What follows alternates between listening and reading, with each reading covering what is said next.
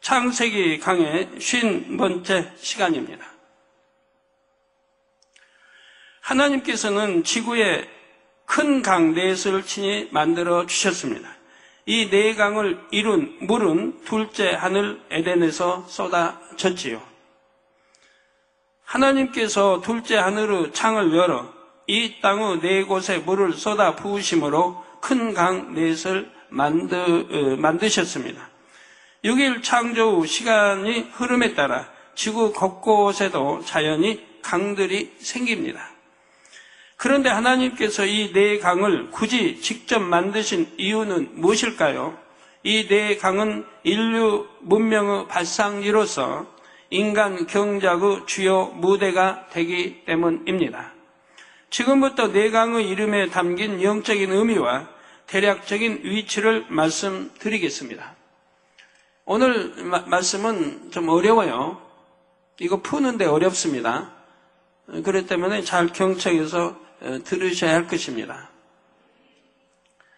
성경을 해석한 주석이나 다른 책들을 보면 강의 이름과 지명을 구약 성경의 원어인 히브리어를 근거로 해석합니다. 물론 원어의 의미를 참고할 수도 있지요. 그런데 하나님께서 강들에 부여하신 영적인 의미를 알아야 그 의미를 온전히 안다 할 수가 있습니다. 에덴 동산이나 이 네 강의 근원을 지구에서 찾으려는 사람들이 있지요. 그러나 에덴 동산과 네 강의 근원지는 지구가 아닌 둘째 하늘에 있습니다. 사람들이 아무리 많이 연구를 하고 최첨단 기술을 동원해서 찾는다 해도 지구에서는 찾을 수가 없지요. 영의 세계는 육의 세계와 차원이 완전히 다르기 때문입니다. 제가 아주 옛날에 UFO 이런 거 설교를 하면 좀 참 믿지 않는 이런 일들이 있었는데 이제 지금은 안 그렇습니다만 지금은 믿을 수 있는 증거들이 많이 나오고 있지 않습니까? 제가 또 자료 시간이 있다면 보여드리겠는데 오늘 워낙 할 게 많은 시간이 없을 것 같아요. 미국에서도 발표했고 곳곳에서 늘 나타나고 있고 발표하고 있습니다. 때가 얼마나 좀 가까워지고 있는지 여러분도 아셔야 할 것입니다. 제가 말했던 것이 지금 현실로 하나하나 드러나고 있단 말이에요. 자, 영의 세계는 육의 세계와 차원이 완전히 다르기 때문입니다. 자, 그럼 첫째 강부터 살펴보겠습니다. 본문 11절 12절에 첫째의 이름은 비손이라 금이 있는 하윌라 온 땅에 둘렀으며 그 땅의 금은 정금이요 그곳에는 베델리엄과 호마노도 있으며 했습니다. 첫째 강의 이름 비손의 문자적인 의미는 풍족하게 흐른다입니다. 그런데 하나님께서는 비손강에 대륙과 대륙을 연결한다, 대륙 간의 길을 더 놓는다는 의미가 담겨 있다고 풀어주셨습니다. 비손강의 위치를 알게 되면 이 말씀의 의미를 깨닫게 됩니다. 비손강은 하윌라 온 땅에 둘렀다 했지요. 이 하윌라는 오늘날의 인도 부근입니다. 인도는 4대 문명 발상지 중에 하나인 인더스강 유역에 있지요. 여러분이 지도를 보시면 인더스강 유역은 아시아와 유럽의 중간 지점에 있습니다. 지금 인더스강이 나오고 있지요. 아시아와 유럽, 이쪽으로 유럽, 서쪽, 서북쪽으로 유럽이 나오죠. 옛날 통상로였던 실크로드도 이 지역에 걸쳐 있지요. 하나님께서 만드신 비손강이 오늘날의 인더스강과 일치하지는 않습니다. 오랜 세월의 흐름 속에 처음 모양이 많이 변형이 되었지요. 그런데 대략적인 위치는 인더스강과 비슷합니다. 이렇게 위치를 확인해 보니 비손강이 왜 대륙과 대륙을 연결하며 대륙간의 길을 터놓는다 했는지 아시겠지요? 비손강이 둘러싼 하율라 땅에는 정금과 베델리엄과 호마노가 있다고 했습니다. 여기 나오는 베델리엄은 다른 버전의 성경에는 값진 향료인 부돌라라고 나옵니다. 또한 유대의 역사학자 요세푸스도 베델리엄은 인도, 아라비아, 바벨론 등의 특산물로 값비싼 향료라고 했습니다. 호마노는 보석의 일종이지요. 하율라는 이처럼 정금과 보석과 귀한 향로가 산출되는 땅이었습니다. 그러면 하나님께서는 왜 하율라 땅에서 이처럼 정금과 베델리엄과 호마노가 남을 굳이 성경에 기록해 놓으셨을까요? 이런 것들이 남을 성경에 왜 기록해 놨느냐 이 말입니다. 이는 그곳이 장차 우상 숭배의 온상이 됨을 예시하신 것입니다. 온상이란 어떤 현상이나 사상, 세력이 자라나는 바탕을 비유적으로 이르는 말이지요.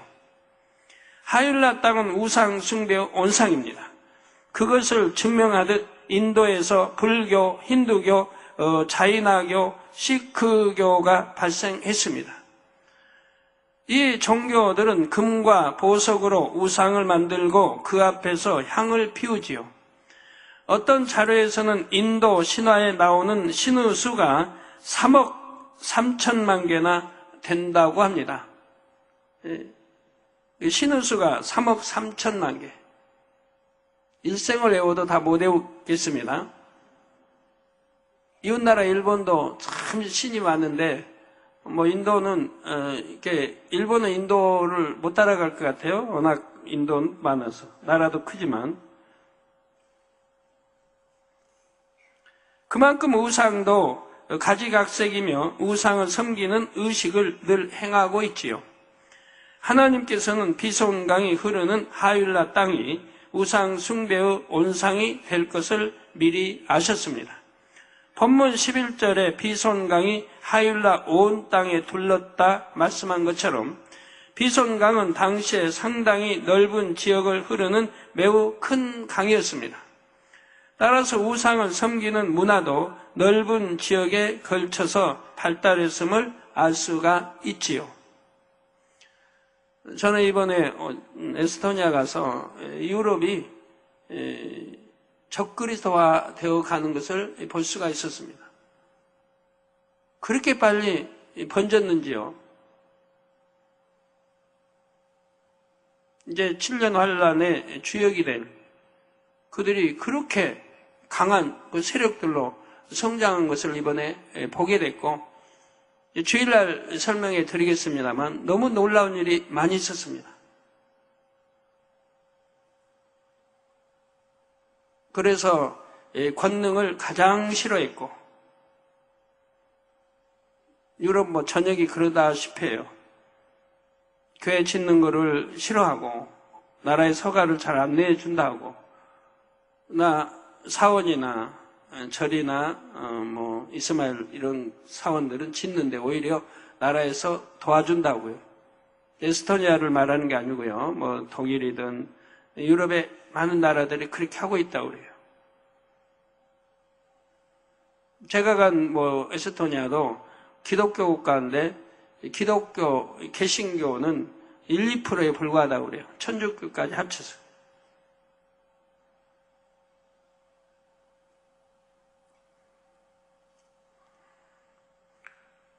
그래서 권능을 전하지 못하기 때문에, 권능으로 홍보할 수도 없기 때문에 이번에 성회는 믿지 않은 사람들이 온 거예요.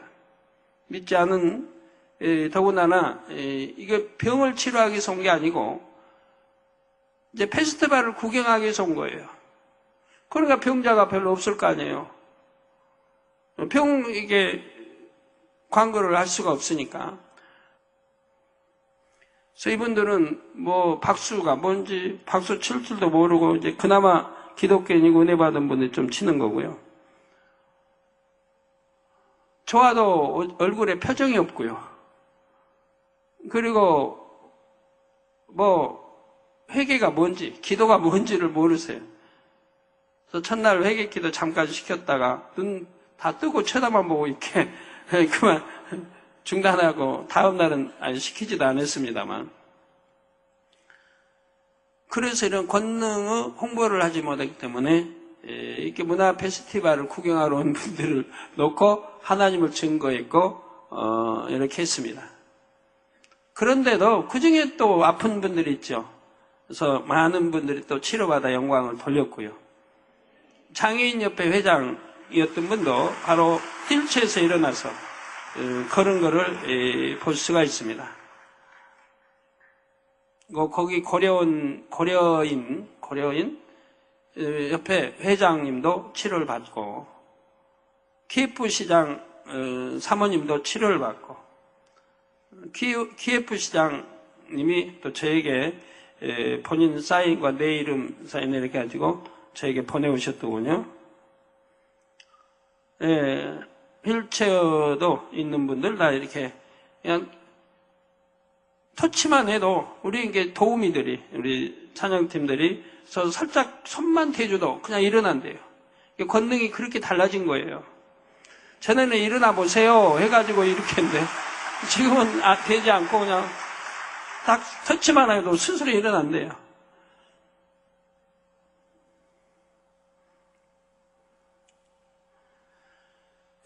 또 TV 방송을 또 전 세계에서 엄청 많이 치료받았습니다.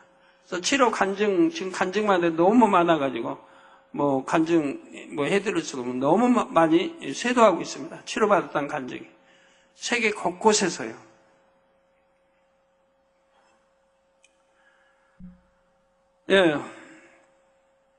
성도 여러분, 하나님께서는 하일라 땅에 우상 숭배가 만연하게 될 것을 아시면서 왜 그곳에 큰 강을 만들어 주셨을까요? 그곳에 강을 두지 않으셨다면 그곳에 사람들이 모여 살지 않았을 테고 우상 숭배의 온상도 안 됐을 텐데 말입니다. 하나님께서 이렇게 하신 데에는 이유가 있습니다. 하나님께서는 인간 경작을 온전한 공의 가운데 이루길 원하셨지요. 시편 96편 4절 5절에 여호와는 광대하시니 극진히 찬양할 것이요 모든 신보다 경외할 것이며 만방의 모든 신은 헛것이요, 만방에 많은 신들이 있지만 그건 다 헛것이요 여호와께서는 하늘을 지으셨음이로다 했습니다. 하늘을 지으시고 땅도 지으시고 인간도 지으시고 우주 만물도 지으신 분, 창조주, 그분만이 참 신이신 겁니다. 우리가 믿는 우리 아버지, 우리 아버지 하나님이 만이 참 신인 거라 이 말이에요. 근데 오늘날 적그리스도의 세력들은 모든 우상까지 종합해서 하나로 통합하려고 하고 있습니다.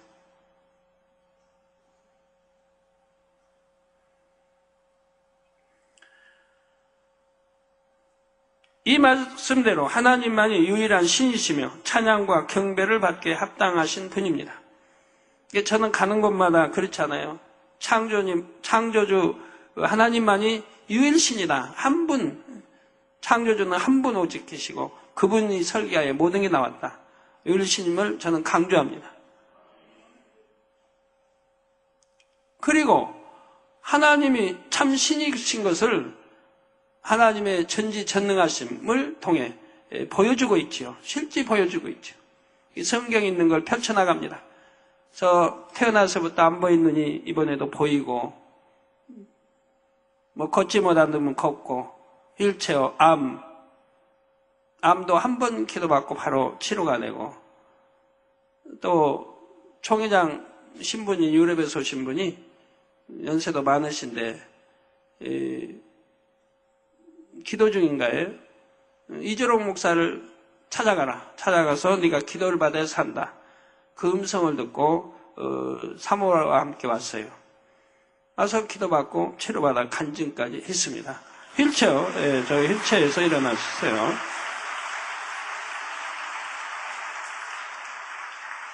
저 손 드신 분은 고려인 회장님이시고,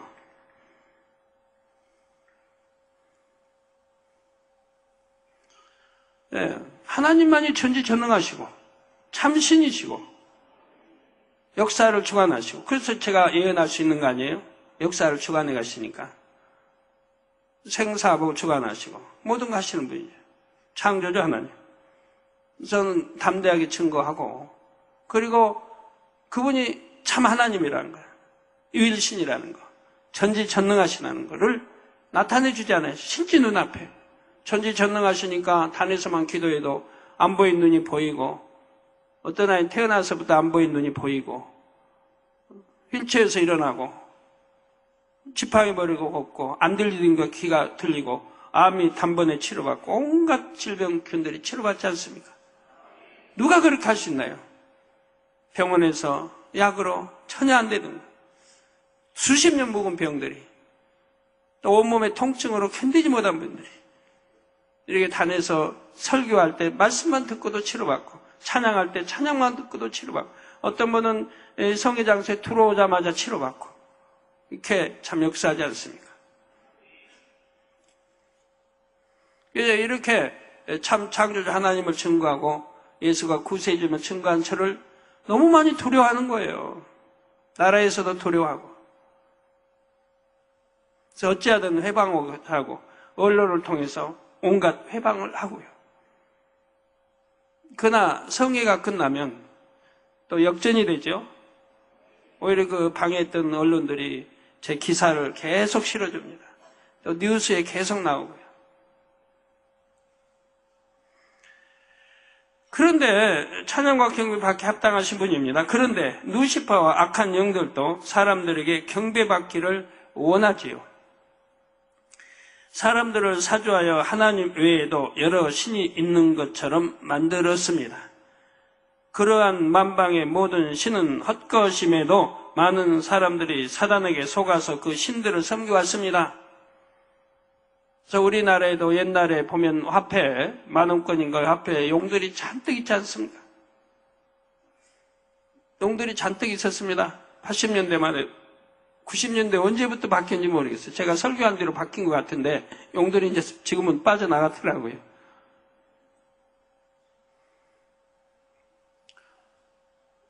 이번에 참 에스토니아 가서도 발견하게 된 것입니다만, 누토교, 국교가 누토교고 또 옆나라 핀란드도 누토교인데, 누토교 앞에가 교회 위에 잘 보이는 거기에 적그리스도의 문양 같은 것이 그려 있는 거 봤는데, 이 문양이 똑같이 $1달러에도 1달러 뒷면에도 그려 있는 거예요. 저는 이번에 알았어요. 저 피라미드 위에 있는 거에, 피라미드 위에 있는 것들이 그런 문양들입니다. 저런 문양을 이제 참 곳곳에서 볼 수가 있습니다. 에스토니아 지폐에도 있고요. 놀랐어요.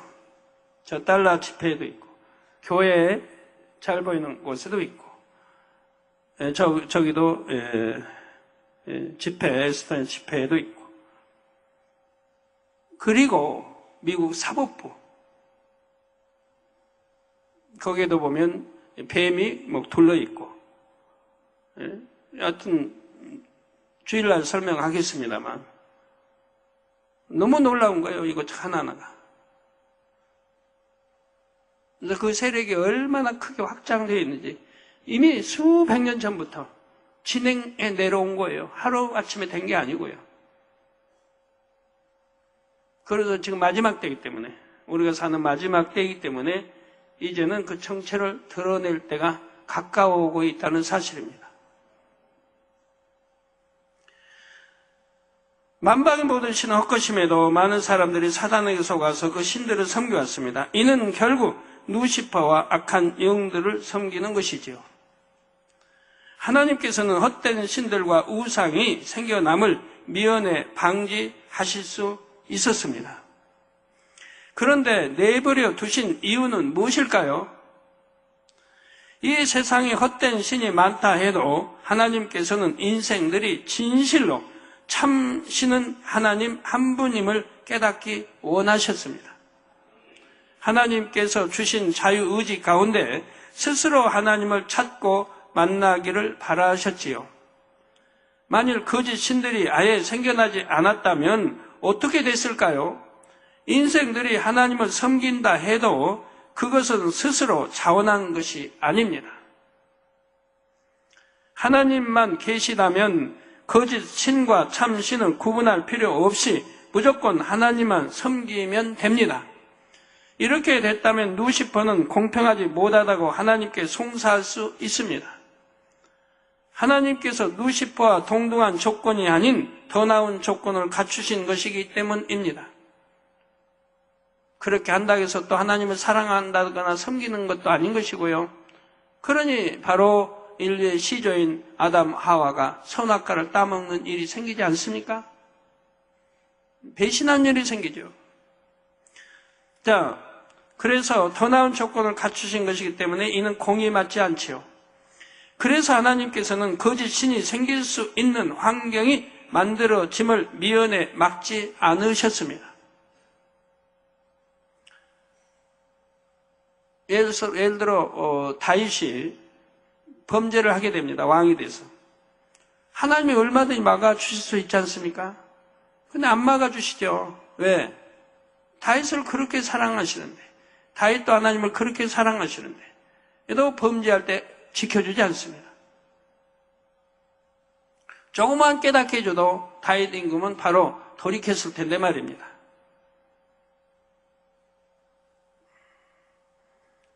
막지 않으셨기 때문에 결과는 어찌 됐습니까? 다윗 왕은 혹독한 연단을 통해서 진짜 악은 모양이라도 버리는 성결된 왕으로 나오지 않습니까? 하나님이 사랑하실 수밖에 없는 왕으로 이제 나오더라 이 말이에요. 속 근본의 악을 철저히 빼내버리더라 이 말입니다. 그러니까 백성이 저주를 해도 용서했던 것이고, 자기 아들이 반역을 일으켜 자기가 온갖 수모를 다 당하고 했던 그 아들도 용서해달라고 신하들에게, 장수들에게 죽이지 말아달라고 부탁하지 않습니까? 그 정도의 마음이라면 악은 모양도 없는 것이죠. 처음부터 그런 건 아니라 이 말이에요. 이 혹독한 연단을 통해서 그렇게 변화됐다 이 말이에요. 그래서 하나님은 그걸 아시기 때문에 범죄하는 것을 지켜주지 않으신 것이라 이 말이에요. 그러므로 죄를 지었기 때문에 연단을 받는 것이고, 연단을 통해서 그렇게 훌륭한 하나님의 아들로 나올 것을 아셨기 때문에 그렇다 이 말입니다.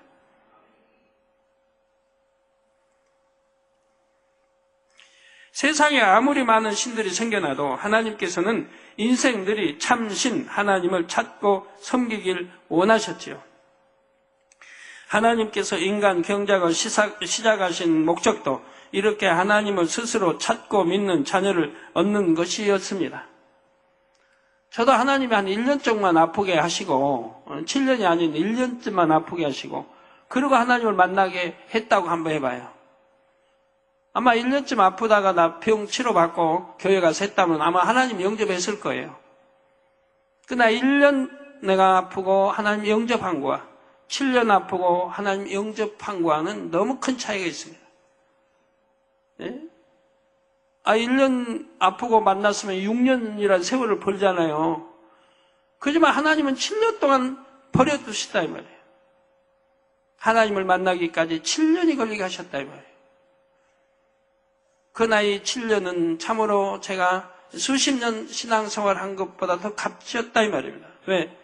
도저히 의심할 수 없는, 하나님 만나고 내가 의심해 보려고 해도 도저히 의심할 수 없는, 만에 1%도 의심할 수 없는 그런 믿음을 갖도록 7년 동안의 아픔을 통해서 하나님 만나니 그렇게 됐더라 이 말입니다.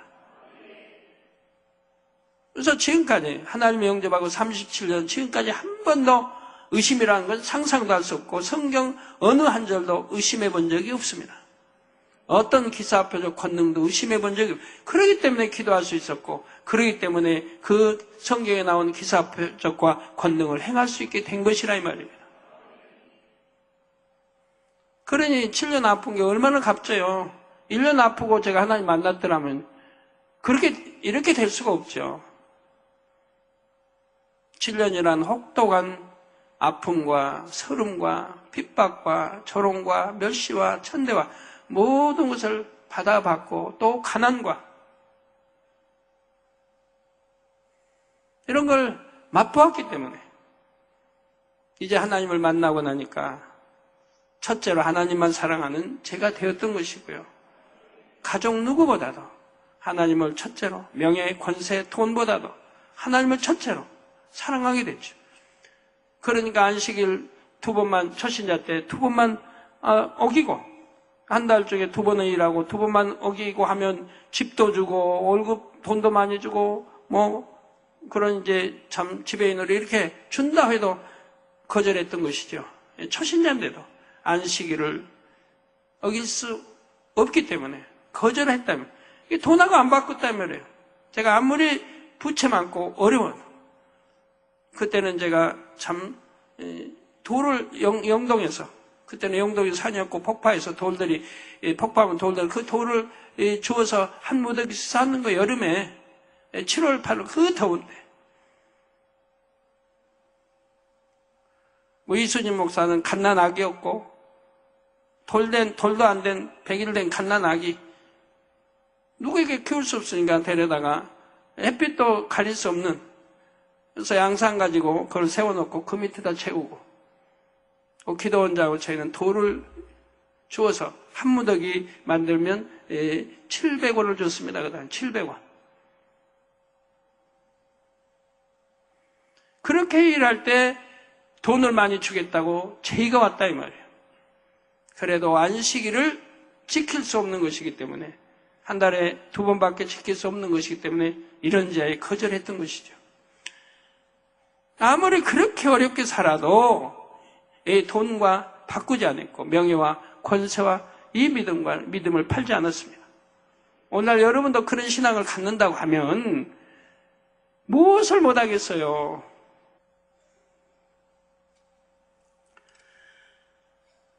네, 하나님을 스스로 찾고 믿는 자를 얻는 것이었습니다. 그래서 하나님이 참 신이심을 깨달아 하나님을 믿는 사람들도 있지만 거짓 신을 섬기는 사람들도 많습니다. 심지어는 하나님의 선민 이스라엘 가운데에도 이방 신을 섬기는 우상 숭배가 만연하곤 했지요. 그때마다 하나님께서는 선지자들을 통해 하나님이 참 신이심을 나타내셨습니다. 헛된 신을 버리고 하나님께 돌아오라고 간곡히 호소하셨습니다. 때로는 자녀를 빼앗긴 아비의 심정으로, 때로는 아내를 잃은 남편의 심정으로 이스라엘 백성에게 말씀하셨지요. 저도 이번 성에 간곡히 외치잖아요. 하나님 떠난 백성들이요, 이제 하나님 품으로 돌아오라고 제가 간곡히 외치지 않습니까? 첫째 날도 둘째 날은 더 강력하게. 얼마나 안타까운지. 하나님을 믿는다는 기독교 백성들이 이제 하나님을 떠나서 너무 안타까워서 외치고 외쳤지요. 자, 이사야 1장 2절에 3절에 보면 하늘이여 들으라, 땅이여 귀를 기울이라. 여호와께서 말씀하시기를 내가 자식을 양육하였거늘 그들이 나를 거역하였도다. 소는 그 임자를 알고 나귀는 주인의 구유를 알건만은 이스라엘은 알지 못하고 나의 백성은 깨닫지 못하는도다 하셨습니다.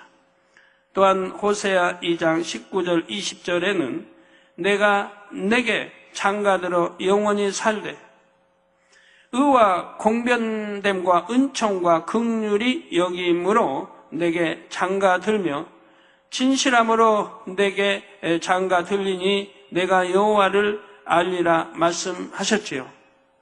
하나님께서는 선지자들을 통해 이렇게 말씀하시는 한편 놀라운 권능의 역사를 나타내심으로 하나님이 참 신이심을 증거하셨습니다. 이게 성경에 보면 하나님이 참 신이심을 하나님의 사람들을 통해 증거를 했어요. 모세 통해서 열 재앙, 엘리야 통해서 하늘에서 불이 내려오고 엘리사 통해서 온갖 다 베풀으셨다면 여호수아 통해서 홍해가는 모세 통해 우리 여호수아 통해서 또 요단강이 갈라지고 여리고 성이 무너지고 신약에도 베드로 통해서 또 사도 바울 통해서 하나님의 사랑받는 이런 종들을 통해서 권능을 입혀 하나님이 참신이라는 것을 알려줬다 이 말입니다.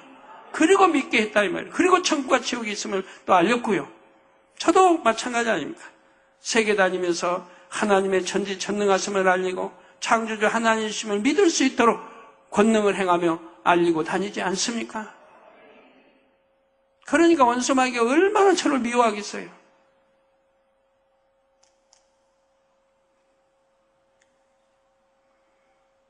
그래도 우리 수많은 성도님들이 뒤에서 든든하게 기도해주고 계시니 금식도 많이 하시고 또 기도 제물들이 열심히 기도해 주시고 하니 그런 원수마귀 사단의 세력들 다 분쇄하면서 지금까지 나왔고 앞으로는 더 큰 권능으로 역사에 갈 것을 여러분들도 아마 확신하실 겁니다.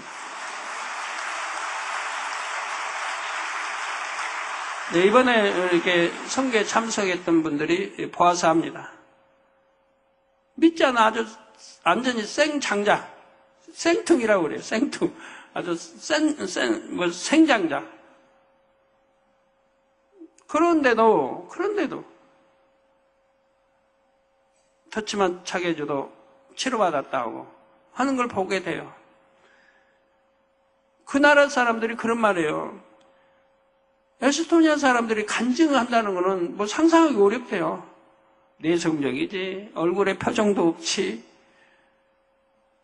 근데 그분들이 마음이 뭐 악하고 그런 건 아니에요. 순종도 잘한대요. 오라면 오고 가라면 가고 순종도 잘하시는 분들이래요.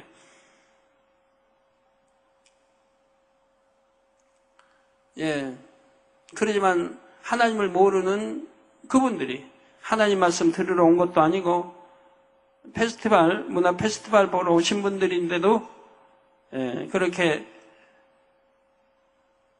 기도해 줬을 때 또 우리 도우미들이 터치만 줘도 치료받았다고 나와 간증하는 걸 볼 수가 있었지요.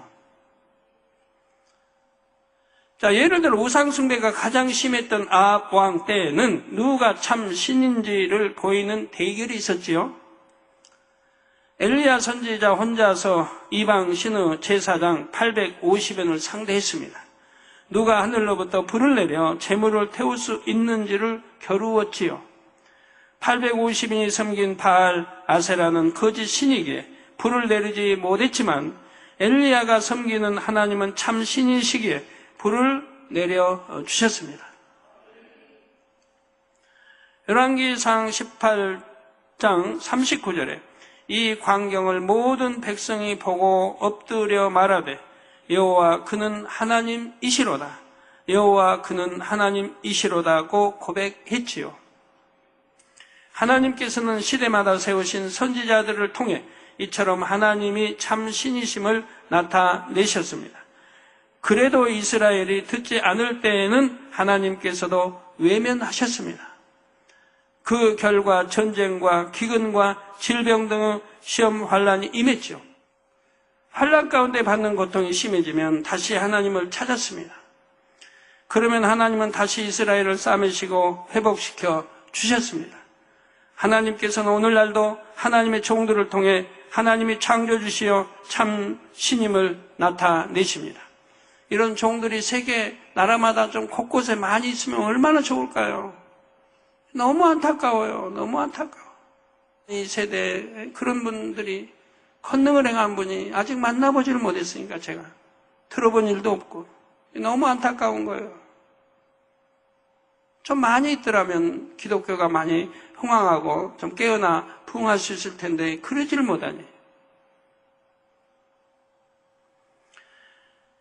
생사복을 주관하시는 분은 오직 하나님이시지요. 무에서 유를 창조해내는 권능도 오직 하나님께만 속합니다. 시편 62편 11절에 하나님이 한두 번 하신 말씀을 내가 들었나니 권능은 하나님께 속하였다 하셨도다 말씀하신 대로입니다. 권능은 하나님께 속하였다. 권능을 누가 베푼다면 그건 하나님이 주신 거라 이 말이에요. 왜 이렇게 교계에 나가보고 해도 보면 병 고치는 그런 거 은사를 가지고 권능하고 막 비교를 해요. 그 권능 이런 거 행해도 그냥 병 고치는 은사로 취급을 해요.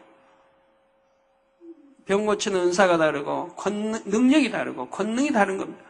이걸 모르시기 때문에 그러죠. 안타깝지만 모르시기 때문에. 모세나 엘리야나 엘리사나 여호수아나 베드로나 사도 바울고 병 고치는 은사, 신유의 은사 받았다고 말이 되겠습니까? 신유의 은사는 하나의 질병, 이런 바이러스 균에 의한 그런 병균 죽이는 게 신유의 은사지. 속에 눈을 뜨고 창조 역사를 베풀고 기사 표적을 베풀고 하는데 신유의 은사로 비교해서는 아니 되는 것이라 이 말이에요. 루시퍼에게는 죄를 짓게 하는 능력은 있으나 창조의 권능은 없습니다. 그러니까 실명해버린 눈 하나 보이게 할 수 없는 것이고, 마이너스 된 눈 하나 플러스 정상의 눈이 단번 기도 한 번에 되게 할 수는 없는 것이라 이 말이에요. 죄인들에게 시험 환난을 줄 수는 있으나 인간에게 생명과 행복을 줄 수는 없지요. 그러니까 맨날 시험 환난과 재앙과 이런 거, 병과 이런 것만 가져다 주는 그런 능력을 가지고 있다 이 말이에요. 원심하게. 그러나 하나님의 사람들은 참 행복을 가져다 줍니다. 참 기쁨을 가져다 줍니다. 영생을 줄 수가 있는 거지요. 그러므로 마음이 선한 사람, 진실한 사람은 세상에 많은 신들이 있다 해도 참신이신 하나님을 찾고 섬깁니다. 하나님께서는 이렇게 하나님 앞에 나오는 사람들을 자녀로 삼으시고 영생과 천국을 주시지요. 본문 13절에 둘째 강의 이름과 대략적인 위치가 나옵니다. 바로 둘째 강의 이름은 기온이라 구스 온 땅에 둘렀고 했습니다. 기온의 문자적인 의미는 차고 넘치도록 흐른다입니다. 영적인 의미는 뽐내다, 견줄만 하다입니다. 문자적인 의미는 차고 넘치도록 흐른다. 기온의 영적인 의미는 뽐내다, 견줄만 하다라는 뜻입니다. 하나님께서는 왜 이 강에 이런 의미를 담아 주셨을까요? 기온강 유역에서 발생한 문명이 뽐낼 만큼 뛰어날 것을 미리 아셨기 때문입니다. 그런데 기온강은 구스 온 땅에 둘렸다 했습니다. 첫째 강인 비손처럼 굉장히 넓은 지역에 걸쳐 흘렀던 것입니다. 그러면 구스는 어디일까요? 구스는 오늘날 아프리카의 에티오피아에 해당하지만 성경에 나오는 구스는 그보다 광범위합니다. 아프리카에서 나일강과 홍해 사이에 있는 지역을 모두 구스 땅으로 잡습니다. 나일강과 홍해 사이에 있는 지역을 모두 구스 땅으로 잡는다 이 말입니다. 사진에 지금 나오고 있습니다. 구스, 나일강이 나오고 있고요. 삼각주 쪽에서 또 지중해, 홍해, 파란 장화처럼 들어가는데 홍해고요. 저 파랗게 보이는 지중해 바다고 삼각형처럼 되어 있는 게 삼각주이고요. 나일강 거기 땅이 이제 이집트, 성경의 애굽이고요. 그 홍해에 걸르면 광야가 나오고 시내산도 있고 쭉 해서 쭉 거슬러 올라가면 저 사해바다 보이네요. 사해바다 아시죠? 사해바다 보이고 거기 또 지나가면 갈릴리 바다가 나오고요. 오늘날 이 지역에는 나일강이 흐르고 있죠. 나일강은 몇 개의 원류가 함유한 것입니다. 먼저는 수단에서 흘러나온 백나일과 에티오피아에서 흘러나오는 청나일이 함유하지요. 그리고 다시 에티오피아에서 흘러오는 또 다른 지류인 아트바라 강이 함유합니다.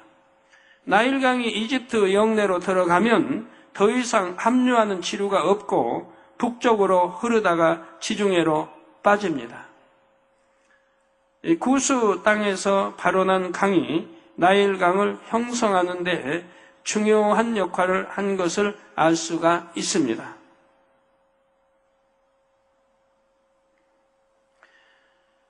여기서 구스 땅에서 발원한 강이 바로 성경에 나온 기온강에 해당하지요. 물론 현재 강의 모양은 하나님께서 처음 만드셨을 때의 모양에서 많이 변형된 모습입니다. 무수한 세월이 흘렀으니까요.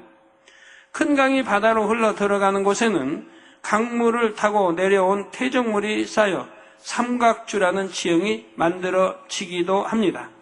이러한 삼각주는 매우 기름진 땅으로서 다양한 동식물이 깃들어 살 수가 있습니다. 또한 사람에게도 매우 유익한 땅이지요.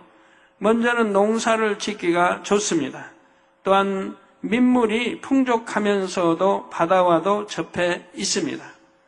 이러한 여러 이점으로 인해 삼각주에서 도시와 문명이 시작된 경우가 많지요. 그런데 나일 삼각주가 바로 세계에서 가장 크다는 사실입니다. 이 나일 삼각주 유역에는 이집트 수도 카이로가 있으며 제2의 도시 알렉산드리아도 있지요. 또한 이 지역에서 발생한 고대 이집트 문명은 세계에서 가장 오래된 문명입니다. BC 3200년경에 시작되어 약 3000년간 번성했습니다. 이 고대 이집트 문명은 세계 다른 어떤 지역보다 찬란한 문명의 꽃을 피웠지요. 그래서 이집트에 가면 뛰어난 문화 유적들을 볼 수가 있습니다. 대표적으로 피라미드와 스핑크스를 들 수가 있지요. 기원전 아주 오랜 역사를 여러분 찾으려고 하면 바로 이집트 박물관에 가시면 찾을 수가 있고 또 유적지를 둘러보시면 찾을 수가 있습니다. 그리스 해봐도 여기 이집트와는 비교가 안 돼요.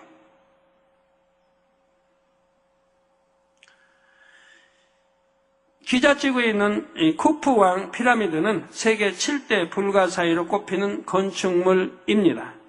이집트에는 이 외에도 80기 이상의 피라미드가 있다고 합니다. 세계적인 박물관인 이집트 박물관에는 12만 점 이상의 유물이 전시돼 있지요. 주로 고대 이집트 왕조의 유물인데 하나하나를 자세히 보려면 며칠이 걸린다고 합니다. 가장 눈길을 끄는 것은 황금 가면으로 유명한 투탕카멘의 유물입니다. 이처럼 저기 나오고 있습니다. 이처럼 기온강 유역에서 싹튼 문명은 후세에 뽐낼 만한 유물과 유적을 남겼지요. 하나님께서는 이렇게 될 것을 아시고 뽐내다 견줄만 하다는 의미의 기온이란 이름을 이 강에 붙여주셨습니다. 이곳에 피라미드와 스핑크스 등 불가사의한 건축물이 세워지고 문명이 뛰어나게 발달할 수 있었던 것은 그럴 만한 이유가 있었지요. 그래서 여러분은 이런 스핑크스나 피라미드를 가서 유심히 살펴보시면 그런 수천 년 전에 세워진 그 건축물들인데도 못 하나 박지 않고도 그 수천 년이 지나고 그 참 얼마나 강한 사막 바람에게도 끄덕도 하지 않고 하나 균열된 것도 없고 그렇게 세워진 거 볼 수가 있어요.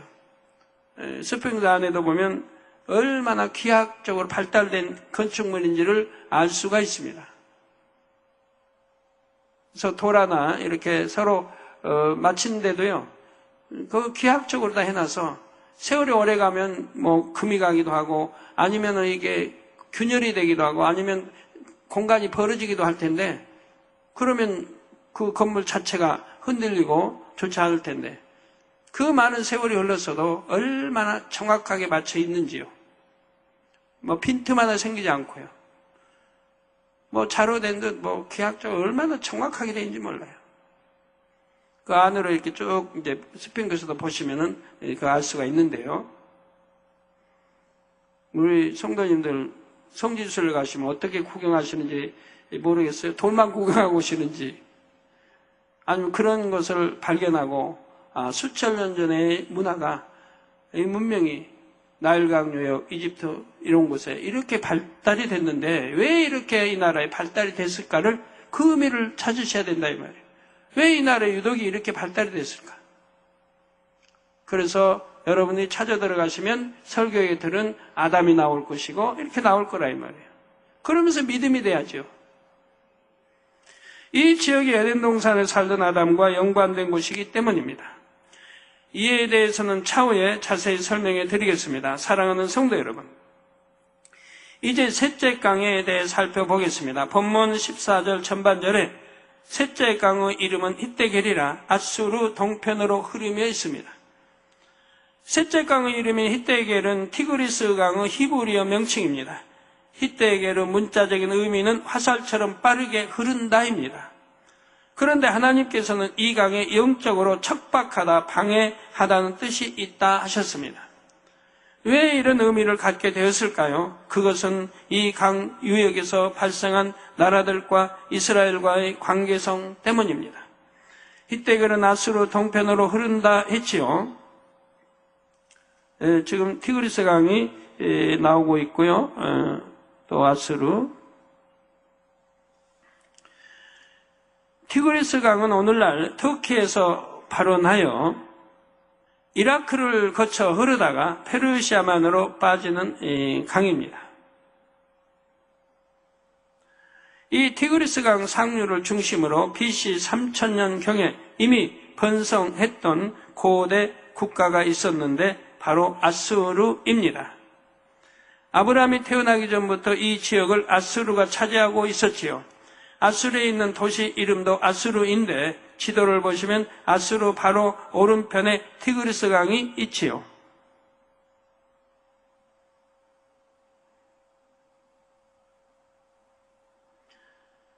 이 지역에서 오랫동안 번성했던 아수르는 BC 721년에 북이스라엘을 점령했습니다. 그런데 BC 625년에 이 땅의 주인이 바뀌지요. 바벨론이 이 땅을 차지한 것입니다. 바벨론은 점차 세력을 넓히다가 BC 586년에는 남유다까지 점령을 했습니다. 바벨론이 남유다를 점령하는 과정에서 유다의 귀족들을 포로로 3차에 걸쳐 바벨론으로 끌고 갔지요. 그때 포로로 끌려간 사람 중에 다니엘이 있습니다. 우리나라도 이제 고구려가 무너지니까 당이 이제 침략해서 고구려 평양성에 함락되고 무너지니까 그리고 거기에다 이제 본부를 둬서 다스리게 하죠. 그러고 나서 그 유민들을 잡아갑니다. 왜? 이제 기술자들, 목공, 여하튼 기술 있는 사람들을 다 잡아가는 것 보는. 그래가지고 그 나라를 쓰기 위해서. 더 문명을 발전시키고 하기 위해서, 강한, 노인들을 빼고, 어린아이 빼고, 강한, 또 남자의 그런, 기술 있는 그런 것들을 이제, 쓰기 위해서 이렇게 포로로 잡아가는 것을 1차, 2차 이렇게 잡아가는 걸 보게 되죠. 자, 그래서 다니엘서에 히데겔 강이 등장합니다. 다니엘서 10장 4절에 정월 24일에 내가 히데겔이라 하는 큰 강가에 있었다고 했죠. 그런데 이때는 이 땅의 주인이 바벨론에서 바사로 또 바뀐 상황입니다. BC 539년 바벨론은 바사에게 멸망당했지요. 이에 이스라엘 영토도 약 BC 330년경까지 바사의 지배를 받습니다. 지금까지 살펴본 바와 같이 히데겔 강 유역을 차지한 나라들은 이스라엘 땅을 정복하고 지배했지요. 그 결과 이스라엘 땅은 황폐지고 척박한 땅이 되고 말았습니다. 그런데 오늘날도 티그리스 강이 있는 나라는 여전히 이스라엘과 적대 관계에 있습니다. 바로 지금은 이 지역에 이라크가 있지요. 하나님께서는 이처럼 히데겔 강 유역을 차지하는 나라들이 이스라엘과 어떤 관계가 될지를 아셨습니다. 물론 하나님께서 처음 히데겔 강을 만드셨을 때와 현재 티그리스 강의 모양은 차이가 납니다. 그렇지만 여러 가지 정황을 살펴볼 때 티그리스 강에서 완전히 동떨어진 다른 지역에 있지는 않음을 알 수가 있습니다. 결론을 말씀드립니다. 사랑하는 성도 여러분, 지금까지 하나님께서 만드신 네 강 중 셋을 살펴보았습니다. 대부분의 사람들은 둘째 하늘 에덴의 물이 이 땅에 쏟아져서 네 강이 형성된 것을 모릅니다. 성경학자들도 성경을 문자적으로 풀어서 에덴 동산이 내강 유역 어딘가에 있을 것이라고 추측하기도 하죠. 그러니 참 에덴 동산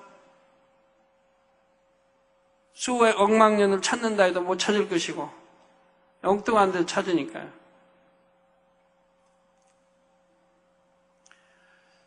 왜 에덴 동산을 기도하면 영감을 받아서 생각들을 못하는지 참 저는 이해가 안 됩니다.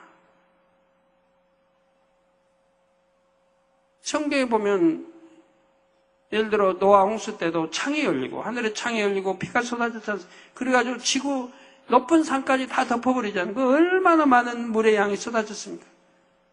그러면 좀 이게 공중을 보면 그 비가 어디서 내려오겠냐 이 말이에요. 도대체가.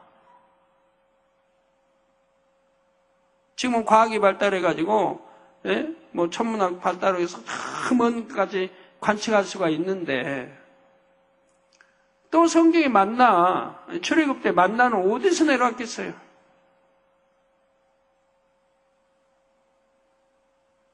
그냥 높은 데 하늘을 끝도 없이 높은 데 내려왔다면은 내려오다가 저기 올라갈수록 영하 100도도 되고 막 할 텐데 몇 도까지 내려가지는 몰라도 여하튼 비행기 타고 가다 보면 비행기 밖은 영하 이번에 보니까 72도도 내려가고 하대요.